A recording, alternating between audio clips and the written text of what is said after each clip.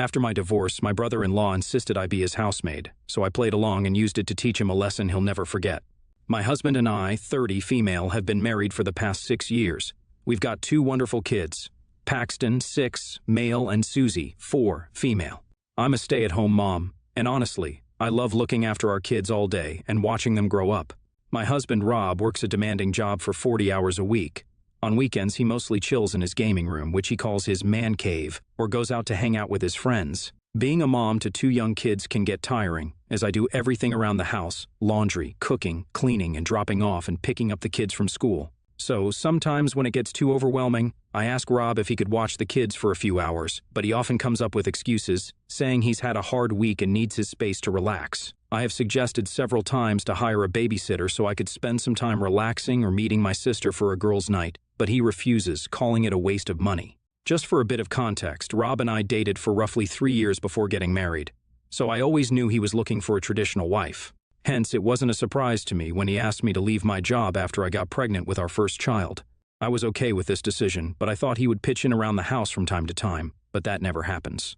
Now, coming to the matter in hand, Rob has an older brother named Jack, 35, male. Jack was married to Sarah for 4 years, and they had 3 kids. She caught him red-handed with a coworker he had been sneaking around with for a whole year. To get back at him, Sarah went and spilled the beans to their boss, even sending evidence of their text messages and emails. It was a disaster, really, because their workplace had some strict rules against coworkers dating, and their boss immediately fired both of them. This resulted in a massive blow-up between Jack and Sarah, where Sarah demanded a divorce from him. Jack had to finally agree to the divorce when Sarah threatened to keep their kids away from him. After the divorce was finalized, Jack had to move out of their house, but he didn't want to stay with his parents. So he asked Rob if he could instead move in with us, and Rob agreed without even discussing it with me. When I found out about it, I was pissed, to say the least, but Rob told me that it was temporary, so I decided to bite my tongue as I wanted to keep things calm within the family. It's been 4 months now since Jack moved in, and he is still here. I wouldn't have a problem with that if he wasn't also the messiest person I have ever come across, even worse than my husband. It's like living in a constant whirlwind of disorder with him around. The man just can't seem to keep his stuff in check. You would think he's got some kind of aversion to cleaning up after himself. Dirty socks and underwear? Yep, they just found their new home on the floor. Dishes he uses? Well, they have a habit of never making it back into the dishwasher and wherever he left them. And laundry? Forget it. That's not even on his radar, and he refuses to clean his clothes. To be honest, it's been a real challenge for me to take care of an additional member living in our house these past few months. Keeping our home in some semblance of order while he's around has become a daily battle, but we're family, and I try my best not to rock the boat too much. I've had several heart-to-heart talks with my husband about this situation, and every time I was told that his brother is going through a rough patch, he would say that Jack lost his home and job, and he's just trying to find his footing. I sometimes felt compassion and tried to be understanding as much as I could, at least until this week. Rob and Jack had gone out for their usual guys' night during the weekend. They often come home very late, so I put the children to bed, tidied up the house, and went to sleep. When I woke up the next day, the entire house reeked of beer. I stepped out and saw beer bottles scattered all around. I knew I had to clean up right away so it wouldn't fall into our kids' hands. After a couple of hours of scrubbing and vacuuming, I was exhausted, so I went to check on my husband and Jack. That's when I found Jack sleeping with a woman, and it dawned on me that he'd brought someone home from the bar. It was a shock, to say the least. I couldn't believe that he brought a complete stranger into the house, knowing that we had 2 minor children sleeping in the next room. I understand that everyone goes through tough times, but this was a whole new level of disrespect. Here I was trying to clean our house and take care of my family, while Jack was treating our home like his very own personal bachelor pad. I had reached my wit's end, and I knew I couldn't take this any longer. I was so upset that I woke up my husband to talk to him about the situation immediately. He just started laughing and seemed to dismiss it, saying that his brother needed to have some fun after the divorce. I was furious by this point and began shouting at him, insisting that he needed to talk to his brother or I would. I wanted Jack out of our home as soon as possible. I made it clear to Rob that this was our home with children to consider, and having a chaotic, party-filled atmosphere just wasn't an option for them to have a stable life. Rob did seem to get my point, and I assumed he would talk to his brother, but after 3 long days, Jack continued to turn our home upside down. It became clear that my husband wasn't going to handle this situation, so I knew I had to step up for our family. I decided to send the kids to my parents' place for the day, giving us a chance to have an open conversation. I put a lot of effort into preparing a big lunch, hoping it would set the right tone for our talk. As we sat down to eat, with my husband present, I told my brother-in-law that it had been several months since he moved in, and it was high time for him to find a new place to live. I told him I understood that this was a difficult conversation, but it needed to happen as I was tired of taking care of him. I could see the anger building in Jack's eyes as I spoke. He furrowed his brow and clenched his fists, clearly not pleased with what I was saying. He let out an exasperated sigh before finally responding. "You can't just kick me out like this. I got nowhere else to go," he protested, his voice laced with frustration. I tried to remain calm but firm, explaining that while I understood he was going through a tough time, the current situation wasn't sustainable.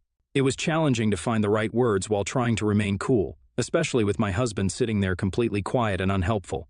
I explained how I was utterly exhausted, juggling my role as a mother, taking care of the kids, and now playing host to him in our home these past couple of months. It was getting harder each day, and I thought it would be best for all of us if he moved out and continued enjoying his single life elsewhere. I told him that he was always welcome to visit us on weekends, whenever possible. Jack's frustration seemed to have reached its peak. His face turned a deep shade of red and he shouted, "You know what? You could at least act like a good sister-in-law and help me out. If not, you can be my housemate and I will pay you." His words hit me like a ton of bricks. I glanced over at my husband, who appeared equally taken aback. I turned to Jack. And as much as I wanted to tell him a few choice words for trying to call me his housemate, I suddenly had a wicked idea. I mustered a polite smile and replied, "Sure, Jack. If you're ready to pay me, I can be your housemaid." My husband started to interject, but I raised a hand to silence him. If he didn't help me before, then I didn't need his help now. Jack's expression seemed to shift from anger to surprise. I continued, "You know, I think it's a brilliant idea. I will be your housemaid for a fair wage, as long as you don't have your parties and bringing strangers inside our house." Jack readily agreed, while my husband's eyes widened as he tried his best to comprehend what just happened. I continued to eat silently, brooding on my plan to teach Jack a lesson that he would never forget.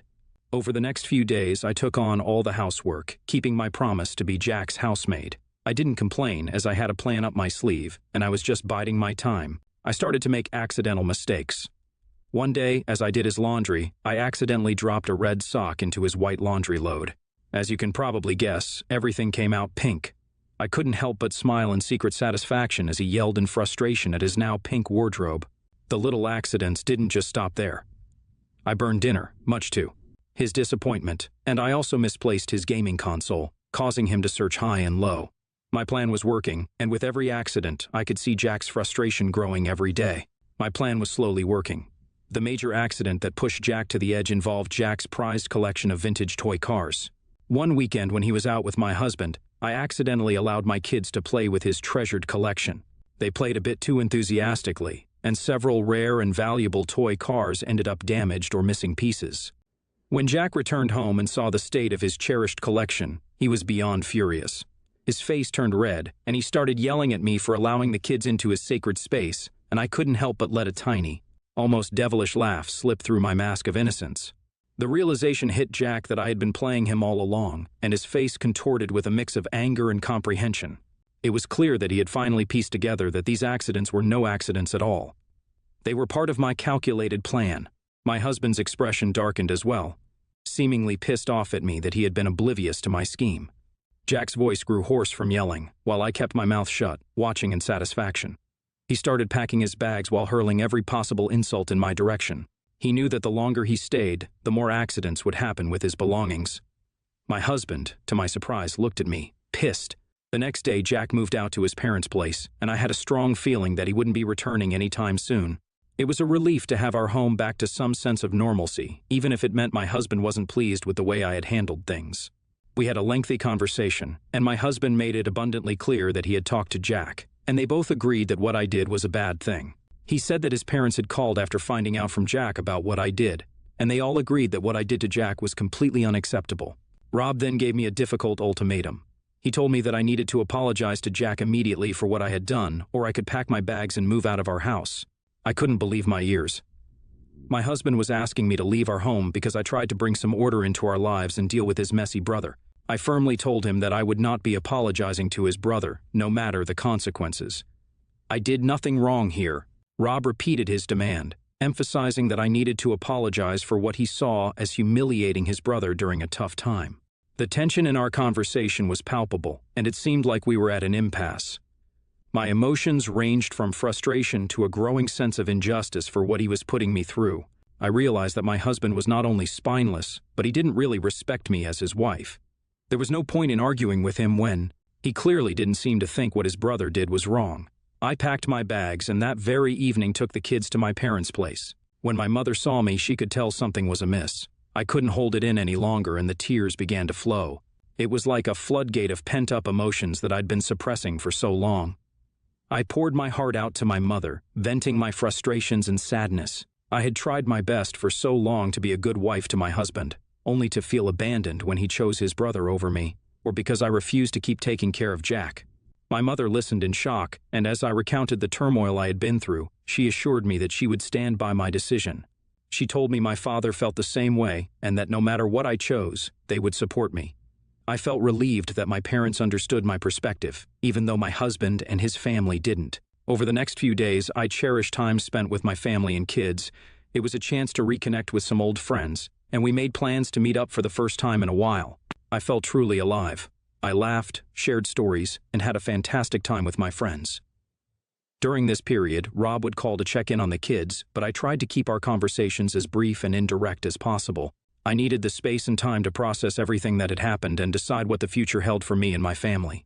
The respite from the constant turmoil was like a breath of fresh air, and I clung to the support of my loved ones as I tried to decide what I wanted to do next. As the days went by, my kids started to notice a change in me. They could see how much happier I had been in just a short while, compared to the years I had spent in my marriage to Rob. Their innocent observations mirrored the truth I was starting to accept. With my newfound clarity and determination, I made a life-changing decision. It was time to step out of this tumultuous marriage for the sake of my well-being and my children's happiness. I talked with my parents and reached out to a divorce lawyer so I could begin the process of preparing the necessary documents. Today, I mustered the courage to ask Rob to meet me for lunch. He readily agreed, likely assuming that this meeting was about an apology or reconciliation. I was nervous, but I knew that it was time for me to finally take control of my life. As we sat down, Rob seemed genuinely pleased to see me and shared that the house had become a complete mess in my absence. He expressed how much he missed having me around to clean up after him. I couldn't believe how immature he sounded. He seemed to have no remorse for the unfair ultimatum he had given me. Without uttering a word, I handed him the divorce papers, my silent declaration of my decision to end our marriage. Rob looked shocked as he looked at the papers, unable to believe what I did. He began to speak, likely in protest, but I couldn't bear to listen any longer. I rose from my seat, a surge of determination coursing through me. I was done with allowing him to dictate my life and make choices that left me feeling unheard and unfulfilled. Since returning home, I had been receiving multiple messages and calls from my husband and my in-laws. They were furious about my decision to end the marriage and are demanding that I apologize to my brother-in-law to prevent things from escalating further. So, Reddit, am I the a-hole for trying to teach my brother-in-law a lesson he won't forget, and for ending my marriage with my husband because of an ultimatum that felt unjust and controlling? Update 1. I was not expecting this to get as much traction as it did in just a matter of a few days, but thank you all for the replies. Seeing an overwhelming positive reaction to my decision to divorce my husband has made me realize that I did the right thing. Rob has persisted in his attempts to try to convince me to change my mind, and my in-laws are equally resolute in their disapproval of my decision to divorce him. I have been receiving various messages from Rob, ranging from apologies to accusations of not being a good wife. He even had the audacity to accuse me of cheating, which I found rather comical. He's gone so far as to threaten to take our children away from me if I went through with a divorce. I'm keeping my cool and following my lawyer's advice by documenting everything. I know his lazy ass won't be able to take care of the kids on his own, especially with his divorced brother in the picture. And my in-laws are already overwhelmed. Amidst all this, my brother-in-law, Jack, sent me a long message as well. He insisted that I should apologize to him so that he could talk to Rob and make everything all right. He mentioned that he didn't understand why I was overreacting so much when I had agreed to be his housewife in the first place. I found his delusions laughable and replied that I would never apologize when I didn't do anything wrong. I was pissed at him, so I went on to mention that I was glad he was broke and living with his parents in his 30s. I then blocked him after sending the message, and I can't help but chuckle at the thought of how angry he must have been after reading my message but being unable to reply back. My plan now is to keep my head down and redirect my time and energy towards my family. My kids are adjusting, and they seem to be genuinely content living with my parents. It's heartwarming to witness my dad taking them to the park and playing with them every evening after school. On weekends, we have our family movie nights, where we huddle together on the couch, sharing popcorn and re-watching our favorite movies. Seeing my children laugh and enjoy with their grandparents is my glimmer of hope during these tumultuous times. It's my solace, knowing that they're finding happiness and support from my parents in this new chapter of their lives. I know the journey ahead remains, marked with uncertainty, and I am mentally preparing myself for what's about to come. Update 2. Today, out of the blue, my husband's family, accompanied by my husband, showed up at our doorstep, and things are quite messy, to say the least. My parents sat them down in our living room, while we sent our children upstairs so we could all talk freely. His parents didn't waste any time to start complaining about how I was trying to ruin their son's life. My husband remained quiet as his mother unleashed her grievances, insisting that he had provided for me and our children all his life, and now I was divorcing him for no reason. She argued that it was wrong of me to humiliate his brother Jack, instead of being a good sister-in-law, so it wasn't a big deal that my husband wanted me to apologize to his brother. My dad interjected at this point and asked them what was my fault in all of this, when it was their son who had refused to stand up for me and had presented me with an ultimatum. His parents started to yell, justifying that Rob's brother Jack was going through a difficult time, hence all I had to do was take care of him. They were red in their faces as they continued to scream that I could apologize and make things right for their son so that they could try to move past this whole thing. My dad, undeterred by their yelling, asked them if it was fair for my brother-in-law, Jack, to have called me a housemaid. He mentioned that just because I was married to Rob didn't mean that I had to take care of his brother as well. My dad pointed out to them that they should have taken care of their own son after his divorce, instead of expecting that I would pick up after him. He told them their son's inability to become a better man was the reason why his wife had divorced him. This seemed to shut them up. My parents reiterated their support for my decision to divorce my husband, emphasizing that they stood firmly beside me. My husband didn't speak a word throughout this entire debacle and sat looking embarrassed. My mother firmly asked them to leave our house. She made it clear that they were not welcome to return unless they wanted us to involve the police. As they departed, I felt an overwhelming sense of gratitude for my parents' unwavering support. I don't know what I would have done had they not been here to stand up for me in front of his parents. I reached out to my lawyer after the incident, expressing my desire to expedite the divorce proceedings, if that's within the realm of possibility. The events and conversations that unfolded today have made it even clearer that there was no point in delaying the inevitable. It's a heavy feeling to come to the realization that after investing so many years of my life in my marriage, it seems to have all amounted to nothing. Regardless of this, I find solace in the fact that I have remained true to my principles and stood up for what I believe in. I hope that my choice today serves as a positive example for my children one day, demonstrating the importance of never allowing anyone to mistreat or disrespect them under the guise of love or family. Update 3. It's been 6 months since my last update, and I'm pleased to share that the court has officially granted our separation. The next stage in this process involves our lawyers reaching an agreement on things like child custody, visitation rights, and the division of all our assets. Although many people have commented that my husband is in the wrong and I should completely cut him off, I still don't view him as a bad person. I believe that his upbringing and the way his parents behaved played a significant role in shaping his character. In my opinion, his parents should have taught him to be a more self-sufficient and considerate individual. Anyway, for the sake of our children, I'm committed to maintaining civility and don't hold any resentment towards them. Surprisingly, my brother-in-law, Jack, reached out to me last month with an apology. I can't say for certain what prompted this change in him, but perhaps he finally realized the gravity of his actions, especially in treating me like a housemaid. He sent a lengthy apology via mail, as I had blocked him on my phone, where he talked about how depressed he was for the fallout of his marriage, and because he always had his mother or wife pick up after him. He had expected me to do the same. I was tempted to fire back, telling him that he was the one who had caused his own divorce by cheating on his wife for a whole year, but I realized that he wasn't worth the effort. Rob later revealed that he had a heart-to-heart with his brother, suggesting that the ongoing divorce had forced him to confront the reality of what he was losing, which is maybe why Jack had reached out to me as a last effort. My in-laws have unsurprisingly refused to extend an apology for their behavior, but I have come to a place where I can genuinely say that I'm content as long as they remain distant figures in my life. I am well aware that they might attempt to speak ill of me to my children, but I have faith in the values and principles I have instilled in them to see through their falsehoods. As for me, I plan on getting back to work. I know it's been a long time since I have had a job, but I'm currently working on my resume and preparing to re-enter the workforce. I don't care if I have to start with a low-level job, as long as I can start earning my own money. While my parents have welcomed me into their home with open arms, I know that I can't stay here forever. I'm determined to work hard and become self-sufficient, so I can give my children the life they deserve.